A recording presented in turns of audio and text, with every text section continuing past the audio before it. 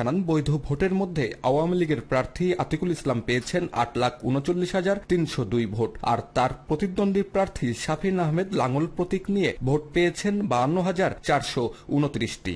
মোহাম্মদ আতিকুল ইসলাম প্রতীক নৌকা 8,39,302 ভোট। আমরা মোহাম্মদ আতিকুল ইসলাম নৌকা প্রতীককে বেসরকারিভাবে নির্বাচিত ঘোষণা করছি।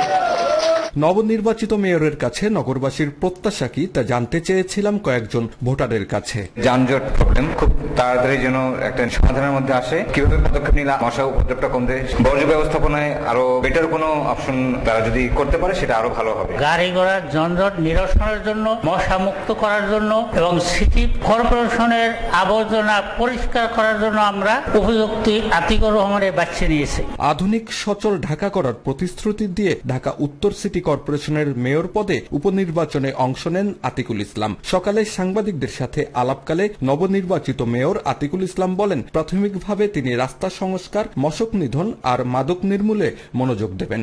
আধুনিক বর্জ্য ব্যবস্থাপনা করবো আমরা। যে বর্জ্য ব্যবস্থার মধ্যে যে বর্জ্য, সে বর্জ্যকে আমরা আধুনিকভাবে কালেক্ট করে এটাকে শক্তিতে রূপান্তরিত করব এবং এটাকে এনার্জিতে রূপান্তরিত করব। এটি একটি বড় চ্যালেঞ্জ, এটা ইনশাল্লাহ আমি করতে পারবো। আমাদের বিশ্বাস, আজকাল বর্জ্য যেটা আমাদের লাইবিলিটিস, সেই বর্জ্য লাইবিলিটিস না হয়ে এই বর্জ্যকে আমরা এনার্জিতে পরিণত করবো ইনশাল্লাহ। সর্বশেষ 2015 সালের 28 এপ্রিল ঢাকা উত্তর সিটির ভোট হওয়ার পর ওই বছরের 14 মে প্রথম সভা হয়। সেই হিসেবে নবনির্বাচিত মেয়র আতিকুল ইসলাম বাকি মেয়াদ অর্থাৎ 2020 সালের 13 মে পর্যন্ত মেয়রের দায়িত্ব পালন করবেন। ঢাকার 2 সিটির নির্বাচনে ভোটারদের উপস্থিতি কম হলেও ভোট নিয়ে সন্তোষ প্রকাশ করেছেন প্রধান নির্বাচন কমিশনার KM নুরুল হুদা। আজ সকালে ভোটার দিবস উপলক্ষে র্যালি শেষে বঙ্গবন্ধু আন্তর্জাতিক সম্মেলন কেন্দ্রের পাশে সাংবাদিকদের একথা বলেন CEC। এ সময় কেন্দ্রে ভোটারের কম উপস্থিতির বিষয়ে প্রধান রাজনৈতিক দলগুলোর অংশ না নেওয়া ও বিরূপ আবহাওয়া সহ বেশ কিছু কারণ তুলে ধরেন তিনি। জনগণ অংশগ্রহণ করেছে, তারা ভোট দিয়েছে। 12-13 মাস 14 মাসের মধ্যে আবার নতুন মেয়র নির্বাচিত হবে, আবার তারা কাউন্সিলর নির্বাচিত হয়েছেন, তারাও নির্বাচিত হবে। সে কারণে মানুষের মধ্যে ওইরকম আগ্রহ বা প্রতিযোগিতা হয়নি। বিএনপি তারা অংশগ্রহণ করেনি, তার কারণে ভোটারের টার্নআউট এই নির্বাচনে কম হয়েছে। এদিকে নির্বাচন কমিশনের আয়োজনে ভোটার দিবসের অনুষ্ঠানে রাষ্ট্রপতি মোহাম্মদ আব্দুল হামিদ বলেছেন, অধিকার ও দায়িত্ব সম্পর্কে ভোটারদের সচেতনতা বাড়াতে নির্বাচন কমিশনকে আরও উদ্যোগী হতে হবে। ভোটার যত বেশি সচেতন হবে, নির্বাচনও তত বেশি সুষ্ঠু হবে বলে মনে করেন তিনি। নির্বাচন ভবনের মিলনায়তনে আয়োজিত ওই অনুষ্ঠানে রাষ্ট্রপতি বলেন, উন্নয়নকে এগিয়ে নিতে তৃণমূল থেকে শুরু করে জাতীয় পর্যায় পর্যন্ত প্রতিটি স্তরে যোগ্য নেতৃত্ব নির্বাচিত করতে হবে।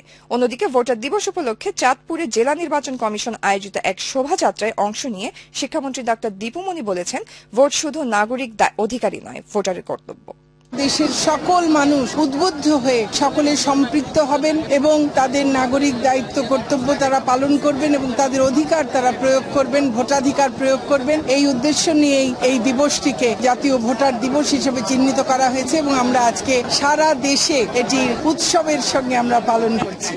স্থানীয় সরকার নির্বাচনে অংশ না নেওয়া বড় দলগুলোকে জাতীয় নির্বাচনে আরো বড় সমস্যায় ফেলতে পারে বলে মন্তব্য করেছেন আওয়ামী লীগের সাধারণ সম্পাদক ওবায়দুল কাদের। সকালে রাজধানীর ধানমন্ডিতে আওয়ামী লীগ সভাপতির কার্যালয়ে এক সাংবাদিক সম্মেলনে তিনি একথা বলেন।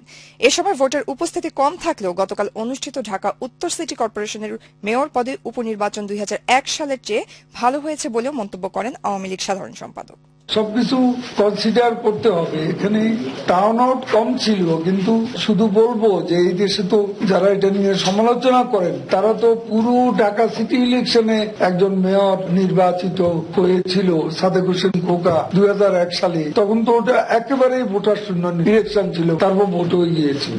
এদিকে ঢাকা উত্তর সিটির উপনির্বাচনে নানা কারণে ভোটারের উপস্থিতি কম হলেও যে পরিমাণ ভোট পড়েছে তা সন্তোষজনক বলে মন্তব্য করেছেন তথ্যমন্ত্রী ড হাসান মাহমুদ। দুপুরে চট্টগ্রাম শিল্পকলা একাডেমিতে বাংলাদেশ মানবাধিকার কাউন্সিলের শিশু অধিকার প্রেক্ষিত হালের বাংলাদেশ আমাদের করণীয় শীর্ষক সেমিনারে প্রধান অতিথির বক্তব্যে তিনি একথা বলেন। এ সময় তথ্যমন্ত্রী বলেন, বঙ্গবন্ধুর সোনার বাংলা গড়ার স্বপ্ন বাস্তবায়নে প্রধানমন্ত্রী শেখ হাসিনার নেতৃত্বে উন্নত বাংলাদেশ গড়তে দেশাত্মবোধের মূল্যবোধে জাগ্রত মেধাবী মেধাবী প্রজন্মের প্রয়োজন। উপনির্বাচনে সবসময় ভোটার টার্ন আউট কম হয় এবং এই ক্ষেত্রে মেয়র নির্বাচিত হচ্ছেন মাত্র 1 বছরের জন্য, এমনকি কাউন্সিলর যারা হয়েছেন তারাও 1 বছরের জন্য।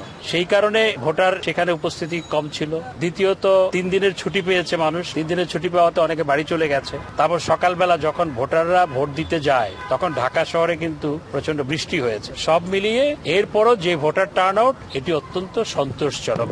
বিএনপির স্থায়ী কমিটির সদস্য ডক্টর খন্দকার মোশাররফ হোসেন বলেছেন, ঢাকা উত্তর সিটি নির্বাচন প্রত্যাখ্যান করে জনগণ ভোটের প্রতি অনাস্থা জানিয়েছে। তিনি বলেন, জনগণ একাদশ জাতীয় সংসদ নির্বাচনে সরকার ও প্রশাসনের যে চেহারা দেখেছে এর প্রতিবাদ হিসেবে গতকাল তারা ভোট কেন্দ্রে যায়নি।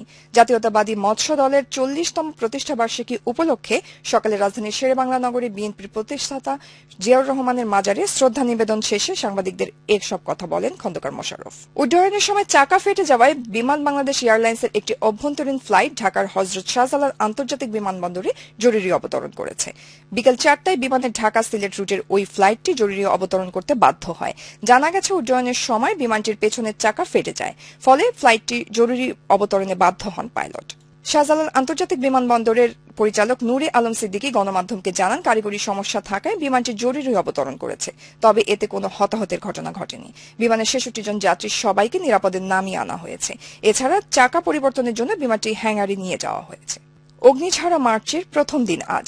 বাঙালি জাতির মহান স্বাধীনতা সংগ্রাম ও মুক্তিযুদ্ধের সময়ে নানা কারণে মার্চ মাস ঐতিহাসিক ও ঘটনাবহুল। এ মাসেই জাতি এবার পালন করবে মহান স্বাধীনতার 48 বছর। এ উপলক্ষে মাসের প্রথম দিন থেকেই শুরু হয়েছে সভা সমাবেশ ও সাংস্কৃতিক অনুষ্ঠান। স্বাধীনতার মাস জুড়ে নানা আয়োজনে মুখরিত থাকবে গোটা দেশ। 71 এ মাসের 25 তারিখ বর্বর পাক বাহিনী গণহত্যা শুরু করলে গ্রেফতার হওয়ার আগে বঙ্গবন্ধু শেখ মুজিবুর রহমান বাংলাদেশের স্বাধীনতা ঘোষণা করেন। বঙ্গবন্ধুর আহ্বানে দীর্ঘ 9 মাস রক্তক্ষয়ী সশস্ত্র যুদ্ধের পর 16 ডিসেম্বর বিজয় অর্জনের মধ্য দিয়ে জাতি লাভ করে মুক্ত স্বাধীন বাংলাদেশ। কক্সবাজারের টেকনাফে বিজিবি ও পুলিশের সাথে পৃথক বন্দুক যুদ্ধে 4 জন নিহত হয়েছেন। নিহতরা মাদক ব্যবসায়ী বলে জানিয়েছে বিজিবি ও পুলিশ।